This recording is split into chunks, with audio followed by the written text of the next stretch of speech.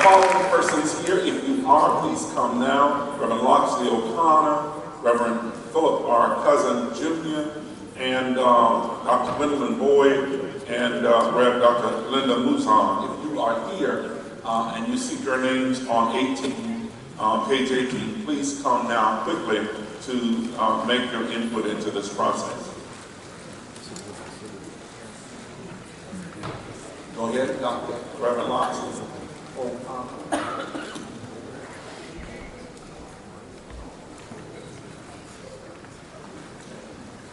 Greetings, Second Episcopal District. How you all doing this evening? All right. I have a little quick report. I just want to share some status and give you a sense of the next steps of the CDC as we come to a few days short of us celebrating the fact that on July 19, 2019, what day is this? July 10th, right? So a mere 9 days short of 4 years was the day we as the second district bought our first revenue-producing investment property located at 7610 Pennsylvania Avenue, which the board with the leadership and consent of our bishop, senior bishop of the second district, renamed the Battery Faith Gary Bell Building.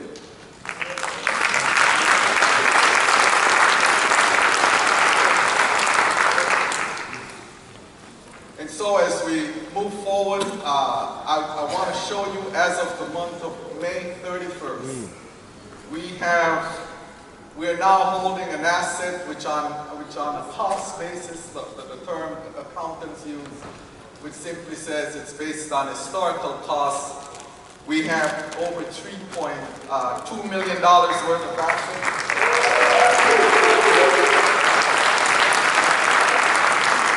I want you to know even better than that, the very next line says mortgage balance.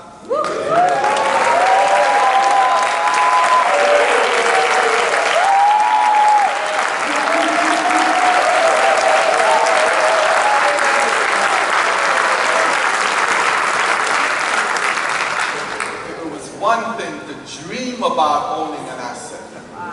It was another thing, a whole other thing, to say not only will we own something, but we're going to own it debt-free. And we're going to set an example in this Zion of ours that the people who had a mind to work, the real church, could get it done. So we celebrate the leadership of our bishop.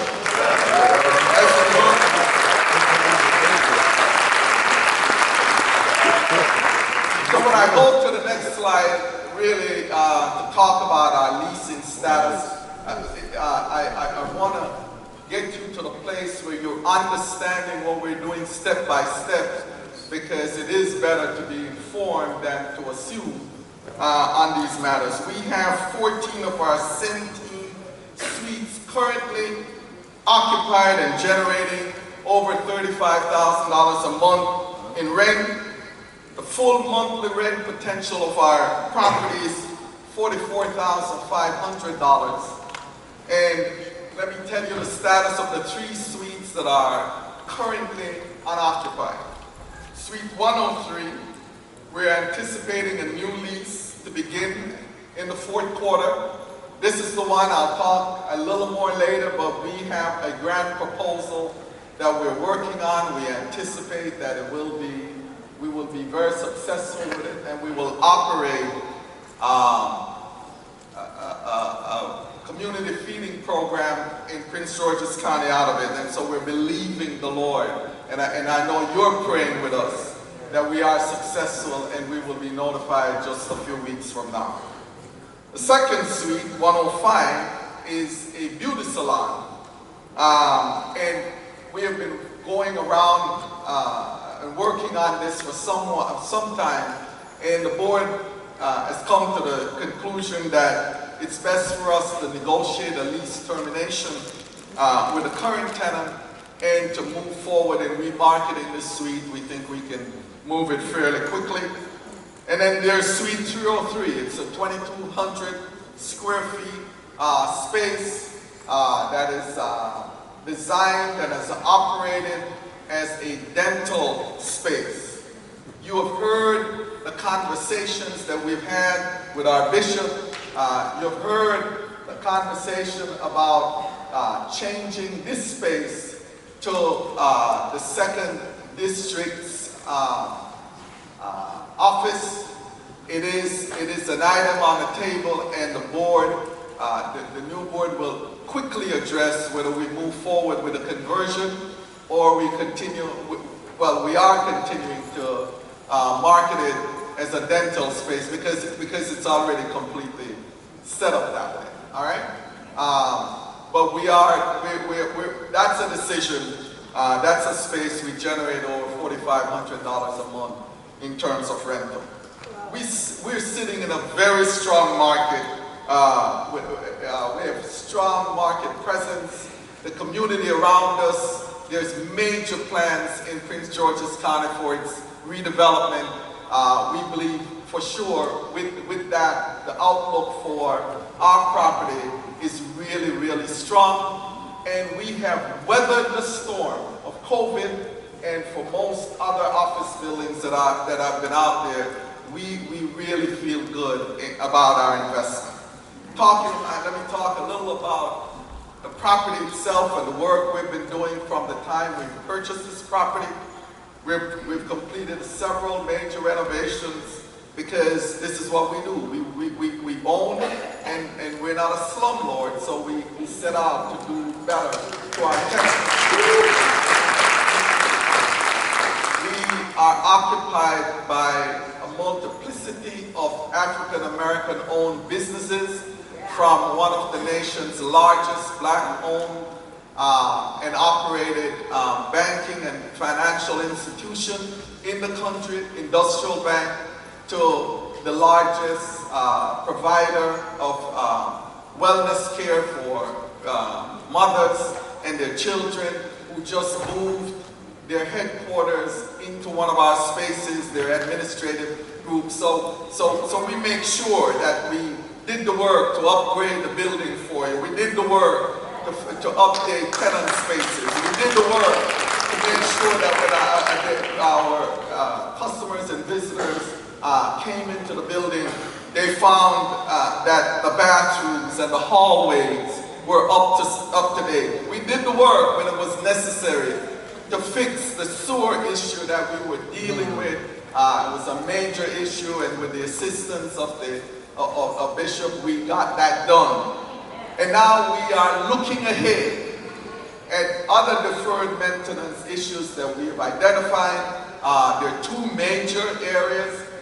We need to update the HVAC units, and we have already started to gather pricing on those. And we did a roof.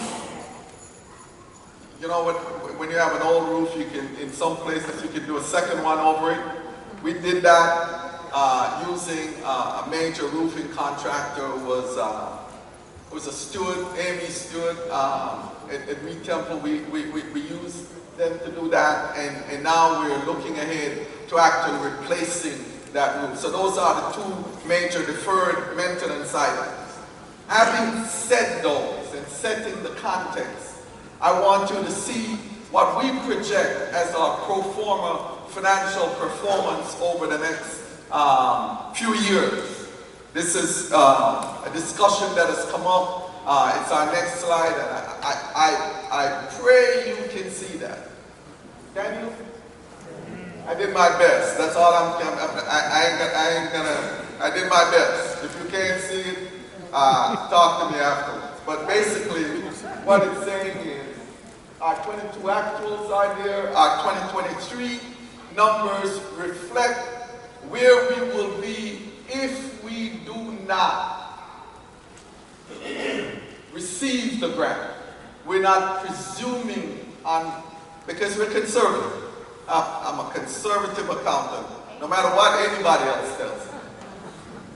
I take risk as a business person, but when it comes down to accounting, I'm as conservative as they come. It's my background as an auditor for over 13 years at PricewaterhouseCoopers and Labrador. So let me tell you that. And so 2023, 4 minutes, I'll be done in 3. As long as nobody asks me. 2023, that's the numbers. And then 2024 anticipates that we will have filled in some of the lease spaces, and then we'll begin the deferred maintenance work. That's why you see in the numbers for improvements, the 75,000 and the 85,000. We're budgeting those. And based on 2024 and 2025, we believe we will generate, begin again to generate net after all work, cash flow, and we will indeed, as a board, make decisions as to what the extra cash will come over to the SED. Finally, the next steps that we're taking, we're doing board orientation over the next couple months for the new board as it's set up. We're going to address the issues that were sent, the bylaws that were recommended by the different annual conferences. We're working on our tenant occupancy, deferred maintenance, and completing our audits. That's it. I'm done. Any questions? And one here. How long has vacant space been vacant? For the 2,200 square feet at $4,500?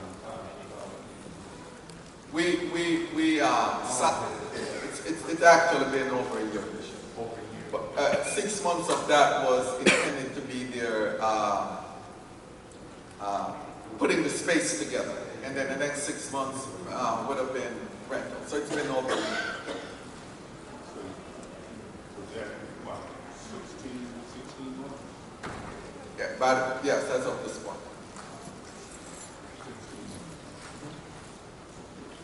Questions for Reverend Locksley before we end this report? Dr. Locksley, thank you so very much for your report. Space 103, you mentioned that we were hopeful to have it rented, leased by the fourth quarter. We are currently in the fourth quarter in the fiscal year. Are you looking at the fourth quarter calendar year? Great question. We operate on a calendar year basis. So for us, we just at July you're starting. You're in the third quarter. Okay. All right. So I'm actually anticipating that we will have the lease in place. So between October and December. Right. Good. And I was glad to see this report because it seemed like we are doing very well as a district. We are accumulating assets, and prayerfully we can get it on the docket so that maybe we can start considering even adding more to that by assuming some of these lower mortgages that our local churches have, and we can assume those, and then we can pay the church because we definitely have to pay our mortgage owners. That's just a thought I want to put in the atmosphere. Thank you very much. I think we've already tried desperately to anticipate. We're trying desperately to make sure that we have anticipated all of those kind of concerns. That's why The interbanking piece is there. That's why the preparation loan packages are there. Because, and I get unnerved by it, I do. And you have to help me to know whether I'm representing your interests. But this money is primarily to reduce the budget, the general budget. That's it. I mean, it's not scholarship money, it's not projected money, it's not dream money. It is for the purpose.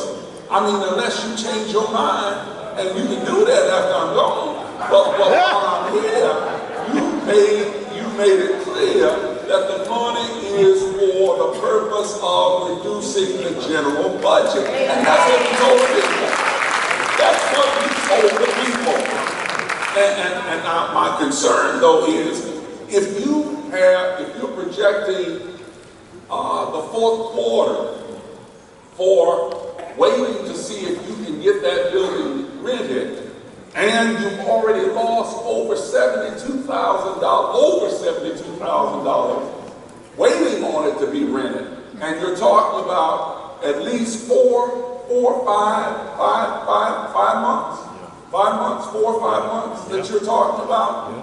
Then you're talking about another $12,000 to $15,000 on top of that, which to me is saying you're putting yourself in a position of having lost $100,000 that you don't have to lose. Bishop, within the context of us operating this building, and as you see in the projections, by operating and projecting on a conservative basis, we build into our projections the reality of the cost of doing business, and that there are going to be times where you deal with tenant rollover. We recognize the cash that is gone, and we could do so much more with it. So, but allowing for the new board to not inherit a decision of the prior board. That's why we're just in this. And I have no problem with that. You do business very well, and I'm not the businessman in the stretch of the imagination that you are. You are an excellent and expert in the matter. But just from a country perspective, if you have an alternative to rent a place, and get you for the same money, the $4,500. That's not a cost of doing business. That's ignoring the fact that you are wasting money every single month. That's what I see that as. Not a cost of doing business. The cost of doing business is the fact that you have all these things that you have to take care of. Not the fact that you're not putting somebody in the space that's able to pay the same amount of money. And I went through every annual conference, and it's true that the majority of our people see our increase of rent, paying it to ourselves, as being an asset and not a liability. That's all I'm saying. And I ask that you would at least consider that when you get back to the board. I know that these matters take some time, and so I won't press that issue any further. Let me first give Reverend O'Connor a hand for the excellent job of leadership that he has provided over this period of time, and God knows without him we could not do it. If you would turn to page 70 in your books, if you would turn to page 70 in your books, these are the persons who have been elected to represent, don't leave, who have been elected to represent the annual conferences. We have already had an opportunity to talk to them collectively as well as individually. Some of them are not here today, but we know where they are and why they're not here. And certainly all of the members of the board, of the CD board, would you please stand? All of the members of the CD board, CDC board, please stand.